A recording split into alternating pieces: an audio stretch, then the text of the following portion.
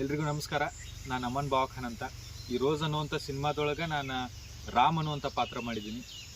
ಈ ಪಾತ್ರದ ಬಗ್ಗೆ ಹೇಳ್ಬೇಕಂತಂದ್ರೆ ನನಗಂತೂ ಭಾಳ ಮನಸ್ಸಿಗೆ ಹತ್ತಿರವಾದಂಥ ಪಾತ್ರ ಇದೆ. ಜೊತೆಗೆ ಈ ರೋಸ್ ಅನ್ನುವಂಥ ಸಿನಿಮಾವನ್ನು ಹೊರಗೆ ತೆಗಿಲಿಕ್ಕೆ ಏನು ಒಂದು ತಂಡ ಐತಲ್ಲ, ಇದು ಭಾಳ ಖುಷಿ ಕೊಟ್ಟಂಥ ತಂಡ ನನಗೆ. ಯಾಕಂತಂದ್ರೆ ಯಾವುದೇ ಸಿನಿಮಾ ಬ್ಯಾಕ್ಗ್ರೌಂಡ್ ಇಲ್ಲದ್ಲೆ, ಯಾವುದೇ ಈ ಟ್ರೆಡಿಷ್ನಲಿ ಟ್ರೈನಿಂಗ್ ತೊಗೊಳ್ದೇ ಇರುವಂಥ ಎಲ್ಲ ಸೇರ್ಕೊಂಡು ಇದನ್ನೊಂದು ಸಿನಿಮಾ ಮಾಡಿದ್ದಾರೆ. ಯಾರು ಇಲ್ಲಿ ಹೊರಗಿನವರಲ್ಲ, ಎಲ್ಲ ಹಳ್ಳಿಗರಿಂದ, ಎಲ್ಲ ಹಳ್ಳಿ ಒಳಗನೆ ಇದ್ದಂಥವ್ರನ್ನ ಸೇರಿಸ್ಕೊಂಡು ಅವ್ರ ಹತ್ರನ ಆ್ಯಕ್ಟ್ ಮಾಡಿಸಿ ಅವ್ರ ಹತ್ರನ ಒಂದು ಹೆಲ್ಪ್ ತೊಗೊಂಡು ಒಂದು ಸಿನಿಮಾ ಮಾಡಿದ್ದಾರೆ.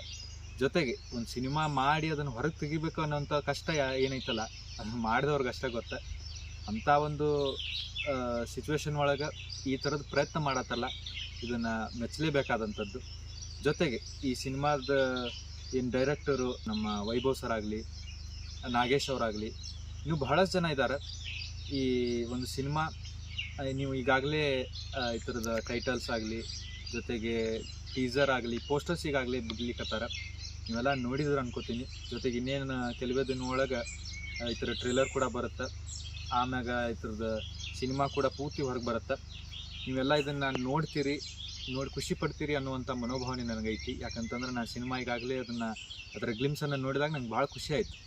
ಅದಲ್ಲದೆ ಇಂಥ ಒಂದು ಪ್ರಯತ್ನಗಳಿಗೆ ನಿಮ್ಮ ಪ್ರೋತ್ಸಾಹ ಬೇಕು. ಯಾಕಂತಂದ್ರೆ ಸಿನಿಮಾ ಜೀವಂತವಾಗಿ ಉಳಿಬೇಕಂತಂದ್ರೆ ನಿಮ್ಮ ಪ್ರೋತ್ಸಾಹ ಭಾಳ ಮುಖ್ಯ ಆಗುತ್ತೆ. ಆ ಪ್ರೋತ್ಸಾಹ ನೀವು ಕೊಡ್ತೀರ ಅಂದ್ಕೊಂಡಿದ್ದೀನಿ.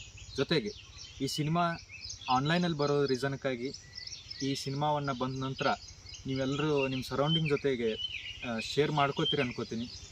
ದಯವಿಟ್ಟು ಈ ಪ್ರಯತ್ನಗಳಿಗೆ ನಿಮ್ಮ ಪ್ರೋತ್ಸಾಹ ಯಾವಾಗಲೂ ಇರಲಿ. ನಮಸ್ಕಾರ.